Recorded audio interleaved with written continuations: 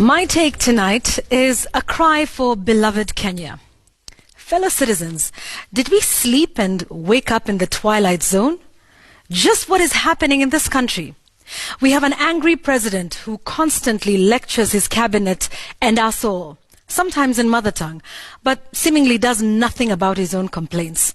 A president who makes unending promises, or shall I say threats about corruption.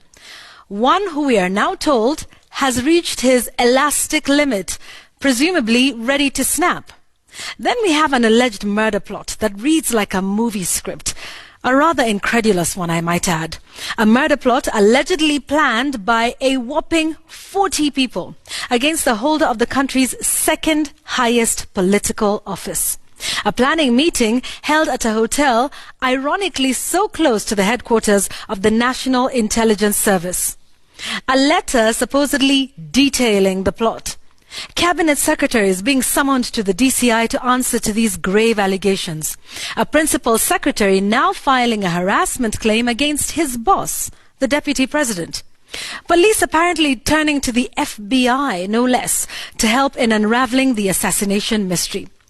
A country seemingly on autopilot, said by no less than the majority leader in the Senate. Politicians on both sides of the aisle fervently obsessed with an election that is 3 years away. A ruling party at odds with itself, seemingly on the verge of implosion. Its own Secretary General under pressure to quit over a leaked audio. A handshake whose real aim is seemingly a closely guarded secret. Politicians trading barbs, insults at funerals and on national platforms on public holidays meant to be days of reflection of our nationhood. Yet others recording their phone conversations and leaking them to the public. Constant rallies around the country, supposedly launching development projects. Taking over the pulpit every Sunday, shouting themselves hoarse. And the church itself battling to regain its place on the moral pedestal.